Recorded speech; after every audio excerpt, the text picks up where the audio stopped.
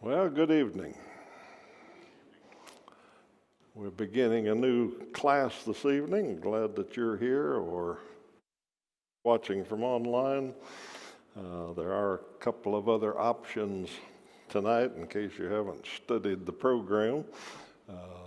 There is a class for women on Galatians, and there is Financial Peace University beginning tonight. So if you're interested in either one of those, you won't bother me a bit if you choose to relocate, but those are the options. In here, we're going to be studying a little bit of a unique topic, looking at Jesus and people, but it's going to take us just a little while to get there. We got to lay a little groundwork first, so let's do that. The class that just completed on Sunday mornings, or is ongoing perhaps, was kind of about In His Steps a little bit. How many of you have read the book In His Steps? About 10-20% of you. All right, let's talk about that book just a little bit because it's kind of foundational to this class, although we're not redoing any of the stuff you've been doing. The book In His Steps was published in 1896, so it's an old book. A fellow named Charles Sheldon was the minister at the Central Congregational Church in Topeka, Kansas. And he had a little trouble on Sunday nights getting people to come back to church. So he decided he would change things a little bit. Instead of just preaching a sermon, he would tell them a story. So he started writing a story each week and would read that story to the class, to the group on Sunday nights. And his story eventually turned into the book In His Steps. He wrote a chapter each week about a new happening in the town of Raymond, Kansas, which was close to Topeka, fictionally anyway. The Reverend Henry Maxwell preached at that fictional church, and due to some circumstances that we won't go into, he decided to give his church a one-year challenge. And the challenge was to never do anything without first asking, what would Jesus do? So this book was the original WWJD. When it came out, critics ripped it. Critics said it was horrible, that it was poorly written, that it had no storyline, that it was completely irrational and unrealistic and all that. The critics of the literary world thought it was horrible. It went on to sell over 50 million copies. Still today, one of the best-selling Christian books ever written. His concept that don't do anything without asking what would Jesus do, each sermon story, each chapter was about somebody in the town who put that into practice and what happened because of it. People began to change. People ended up quitting their job because they decided that wouldn't be the kind of thing that Jesus would work at. The newspaper editors in a lot of it, and he changed the way he covered the news and what he advertised, and lots of changes happened in the town. So that's what the story is about. And of course, the lesson is that we're supposed to walk in Jesus' steps. One caveat before we get off of the book, it is, and I'm not saying it's not an excellent book and not a very inspiring book in lots of ways, but Charles Sheldon was into a lot of what we're into today. What he was a believer in was back then called Christian socialism, which the basis of that is that what you do for society, what you do for those in the world, social good is much, much more important than doctrine or anything else. Today we tend to call that the social gospel, and we still have quite a few proponents of that. Man can't seem to find the middle ground. We swing the pendulum between way too much doctrine and way not enough doctrine, and et cetera. But Sheldon was a believer in what they called then Christian socialism. So a lot of the book is about that, helping people and fighting social ills and all of that. Of course, it's different in 1896 than it is today, but not completely. So with that said, his concept that we are to follow Jesus is very, very biblical. 1 Peter 2:21, Peter says, "For to this you have been called, because Christ also suffered for you, leaving you an example, so that you might follow in his steps."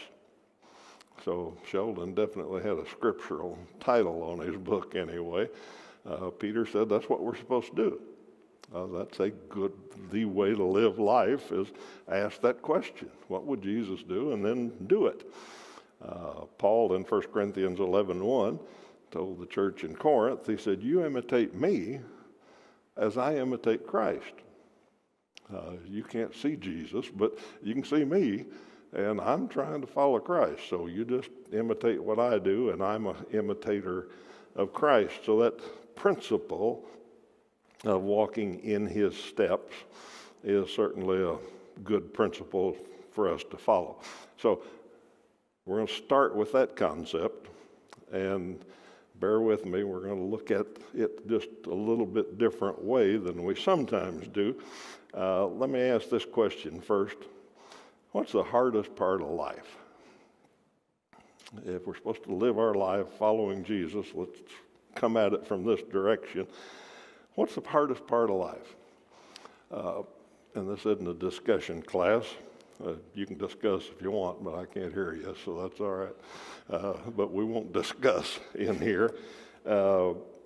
My guess is that if it was a discussion class and we were all in a small group, I would get as many different answers as we've got people in here almost.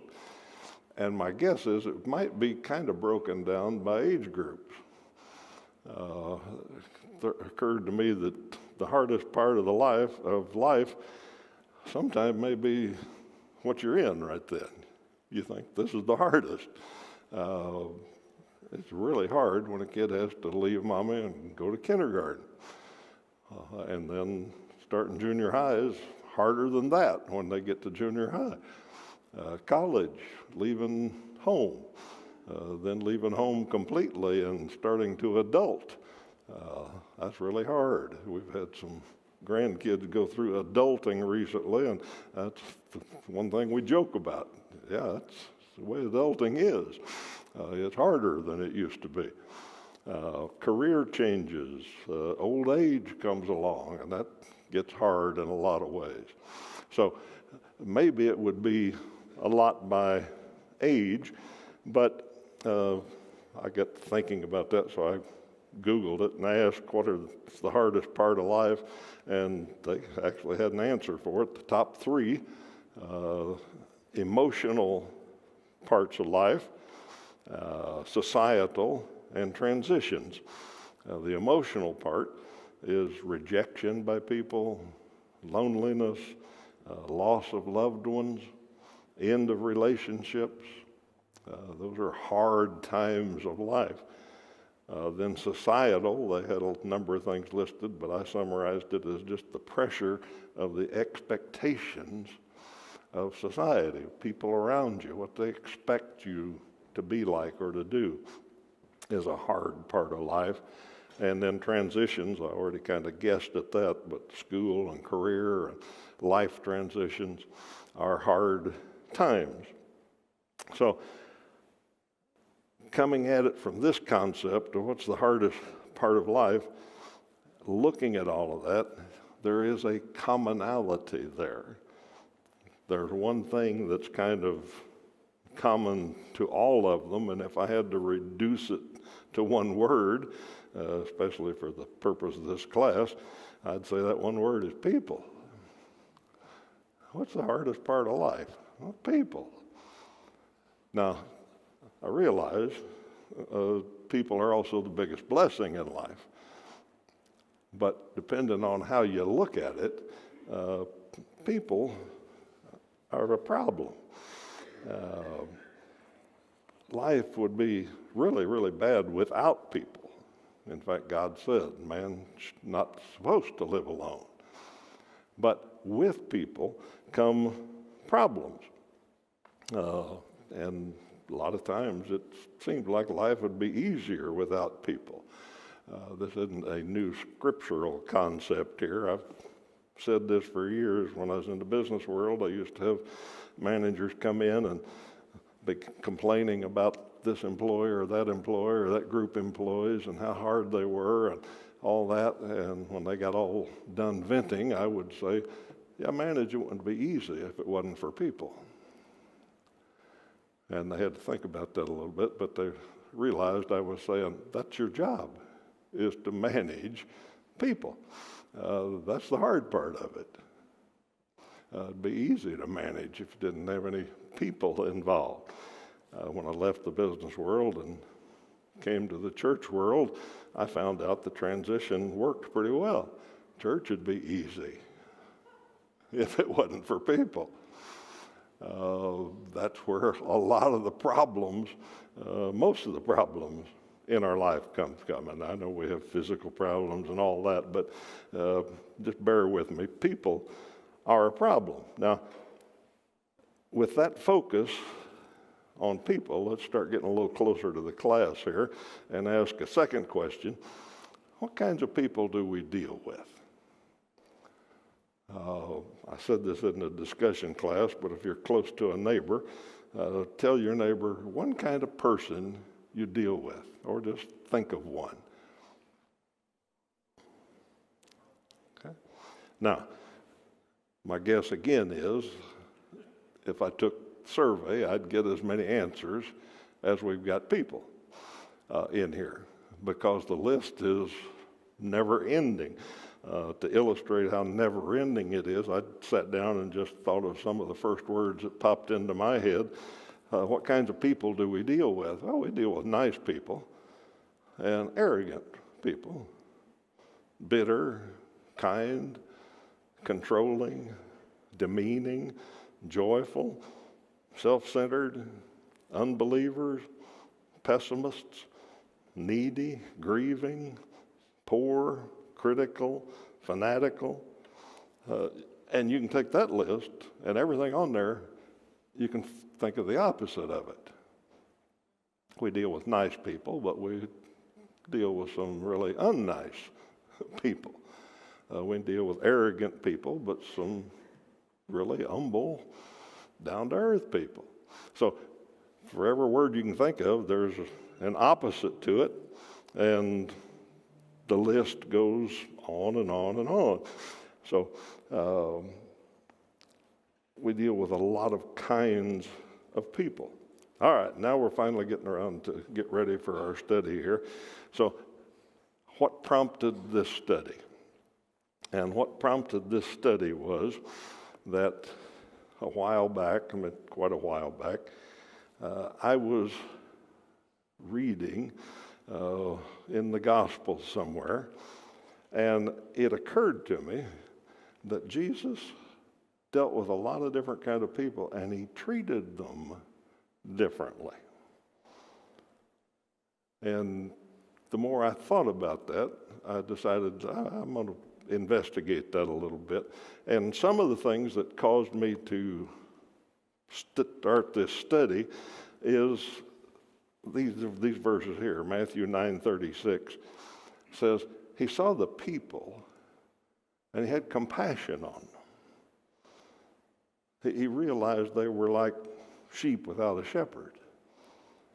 They needed somebody. And then Matthew 15:6, he told the Pharisees, he said, you make void the word of God, you hypocrites. So we get there's two sides of Jesus dealing with different people. In Matthew 15, he dealt with a Canaanite woman who came up to him in total sincerity, asking something of him. And you know the first thing Jesus did? He completely ignored her. It says he did not give her an answer, did not answer a word. And she came back at him and tried again, and he dismissed her. I don't have time for you. And she came back again, and he insulted her. Now, you know the end of the story. He ended up helping her. But when you read that, you think, why did Jesus do this when he saw the people and had compassion on them?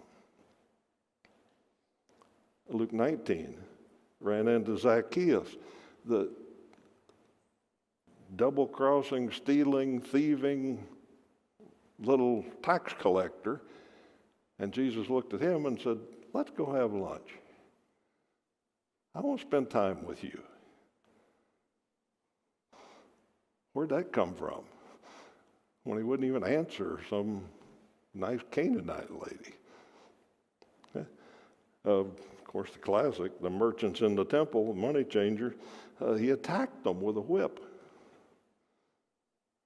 He vandalized their booths, turned their tables over. Okay?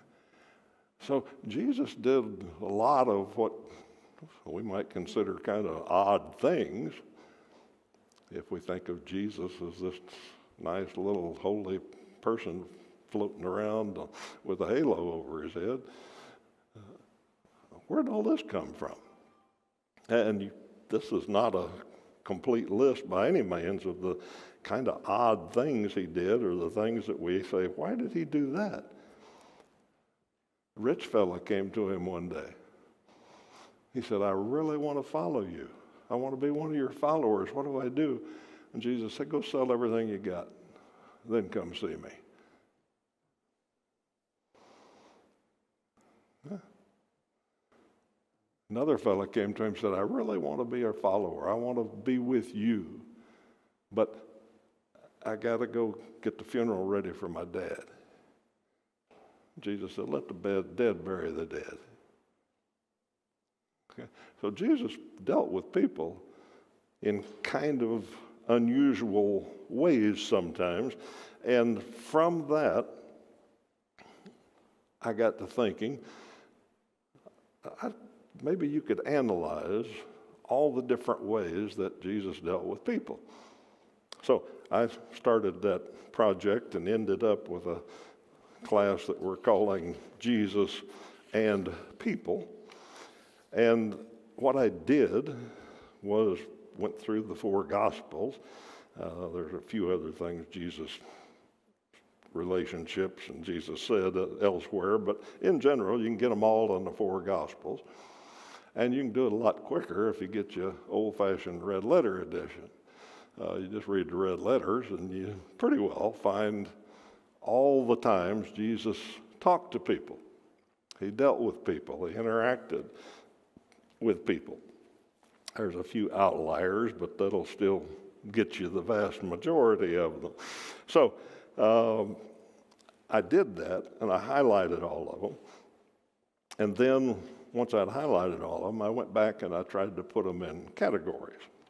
So a little too much information for an intro, but I just want to tell you where this came from. So what I found, or what I summarized it to myself, was these groups that Jesus predominantly dealt with. Okay, there's a lot of times when he was just talking to the crowd. He was talking to the multitudes, I call them. There weren't always thousands of them, but it says he turned to the crowd and said.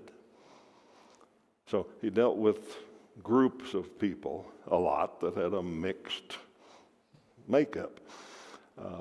He dealt with prospective followers. We've talked about a couple of them, the rich young ruler, the guy that wanted to bury his father, and lots of different ones that were wanting to be a follower of his.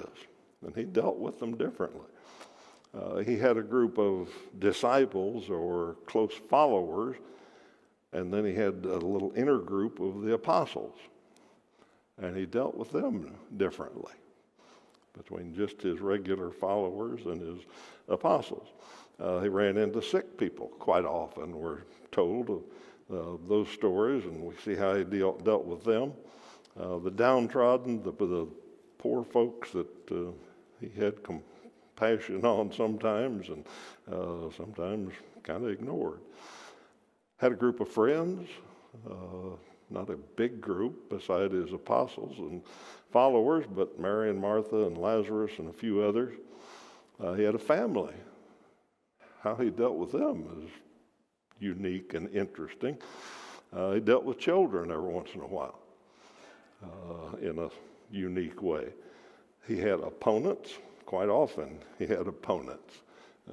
Most often it calls them the scribes and Pharisees, but he had other ones too, and they came up to him, and how he dealt with them was a lot different than how he dealt with some of these other groups. And then toward the end of his life, he had the persecutors that eventually put him on the cross. So we'll at least look at most of those. I don't know how far we'll get, but we'll work at it and go through them, and we'll read a lot of Scripture. That's where we're getting all of the information. We'll have a lot of verses that we'll look through, and then we'll try to summarize it and see what we can learn from how he dealt with a specific class of people. Okay, so didn't want to start one of those groups tonight, so I thought it might be helpful for us to start by looking at how Jesus dealt with God, God the Father. Once again, the red letter edition helps you. You can see where Jesus is talking, and as you go through and highlight them, a lot of times he's talking to the Father. So we're going to look these up. If you've got your Bible handy, you can pick one a little bit ahead and read it in detail. I'm just going to kind of summarize them.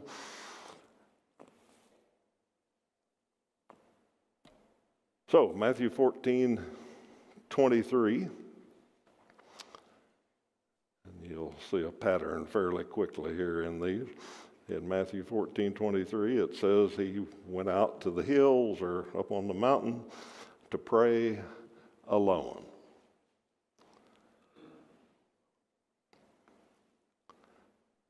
And if you're a note taker, I don't have any handouts for all this, but you can bring a piece of paper or take a picture and print your own. But Matthew 14:23 says he went away into the hills to pray alone to the Father.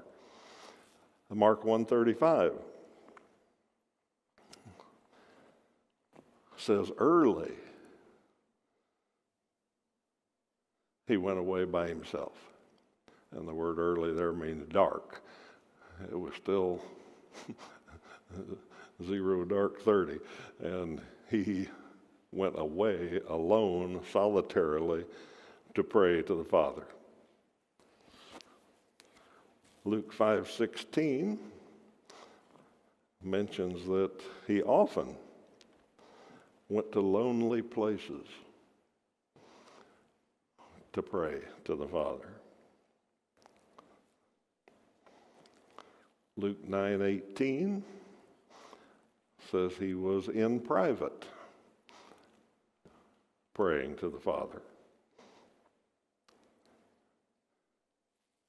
Luke 11:1 tells a little longer story. It says one day he was praying in a certain place, and his followers waited till he had finished and then asked him, "Would you teach us to pray?"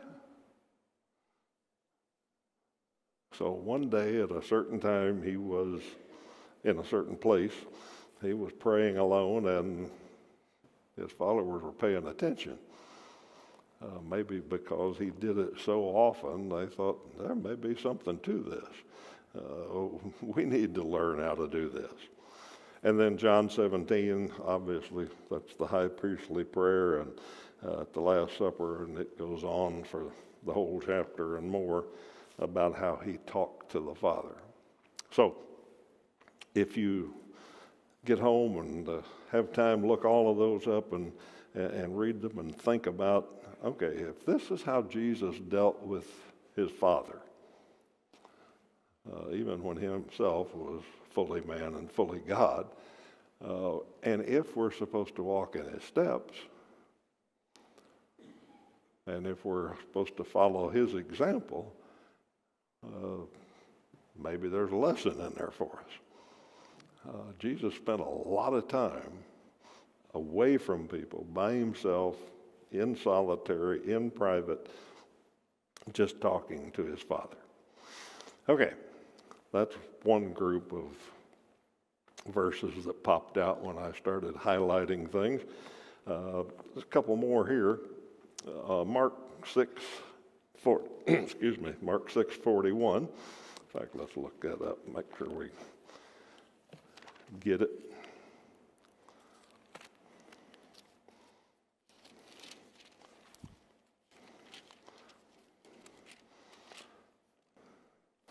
Mark 6:41. This is feeding the. This is the 5,000. Yeah, feeding the 5,000. Verse 40 says they sat down in groups by hundreds and by fifties, and taking the fish loaves and the 5 loaves and the 2 fish, he looked up to heaven and said a blessing, and broke the loaves and gave them to the disciples to set before the people. And he divided the 2 fish among them. And they all ate and were satisfied, and they took up 12 baskets full of broken pieces and of the fish. 5,000 men. All right, verse 41 in there. What did he do in all of those? Before this multitude he was going to feed, had a little bit of food, and it says he looked up to heaven, said a blessing or thanked God for this, and broke the loaves and handed them out. Okay. Now, he was God himself, but he still relied on the Father for all the blessings. The Spirit gave him what he asked for, and he was always, and there, like I said, there's a lot more passages than this, but these 2 here, he was always careful to give thanks. It's always to recognize where this gift came from. Okay? Now, the human side of us, if we could do something like that, it'd be pretty hard to resist taking a little credit for it. You guys all hungry? Sunday morning, you all hungry? I'll feed y'all.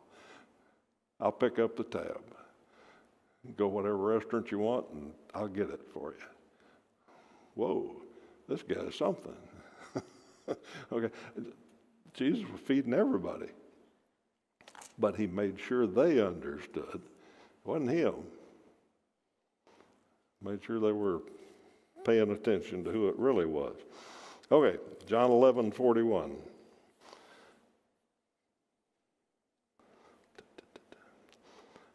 This is the story of Jesus raising Lazarus. Won't read all of it, but you get down to verse 41. Right before that, Jesus tells them to take away the stone. Verse 41, so they took away the stone. And Jesus lifted up his eyes and said, Father, I thank you that you have heard me. I knew that you always hear me, but I said this on account of the people standing around, that they may believe that you sent me. When he had said these things, he cried out with a loud voice, Lazarus, come out.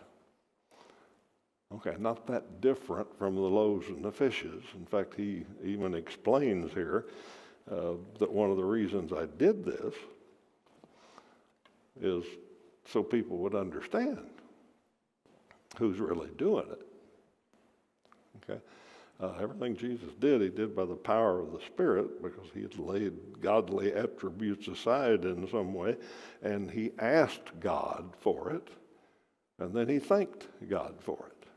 He knew God was going to do it, but he stopped right after they got the stone open. I imagine that was a pretty dramatic moment. They rolled the stone away, and instead of Jesus going in or saying something or commanding, he looks up and prays. He said, Father, thank you for hearing me on this. Yeah, you always give me what I ask. Lazarus, come on out. Okay, pointing the attention that direction. Okay, a couple more here.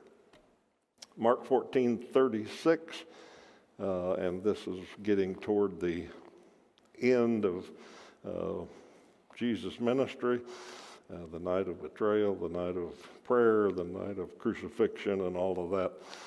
Just three things out of there. Mark 14:36 says he was in the garden, and verse 36, he fell to the ground and asked the Father, take this cup from me. Okay.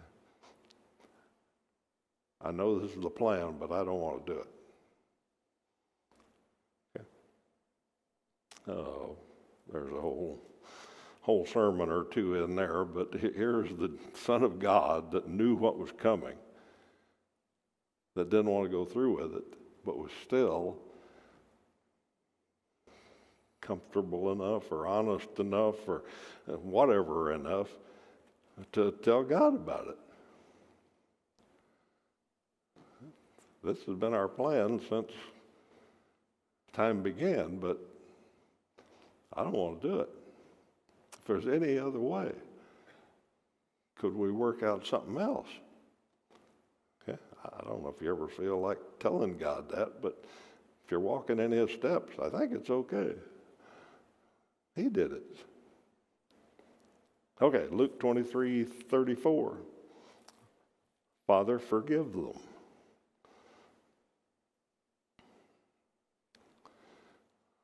What was going on right then? Read it, and it's horrible. And Jesus looks up to his Father and says, forgive them. They don't know what they're doing. Okay, Mark 15:34. One of the worst verses in the Bible, or best, depending on how you think about it.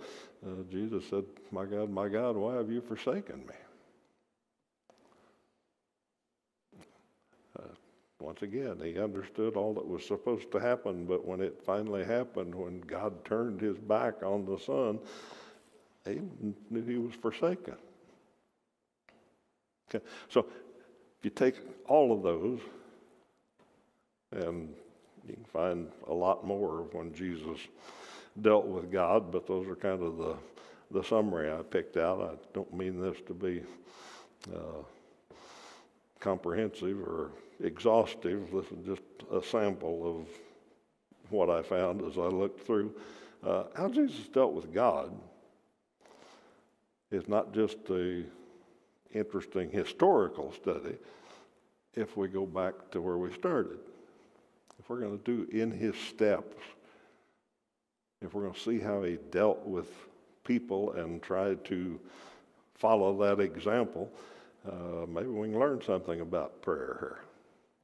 Maybe we can learn something about giving thanks to God for everything and letting people know it. Maybe we can give thanks about how to, or give some thought to how to treat people who mistreat us and understand the suffering that we're going through and deal with it with God. So maybe there's some lessons in there for you.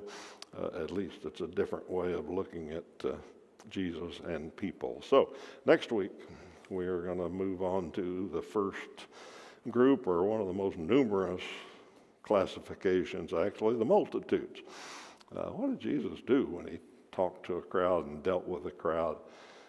And we'll go through a lot of verses and see what we can learn from that. All right, we went a little faster than I thought we might, so you've got a little extra discussion time tonight. You can talk to your pew mates about what you learned tonight or what we're going to learn next week. So I'll turn you loose at this time. Thanks for your attention, and we'll be back with a little more Jesus and people next time.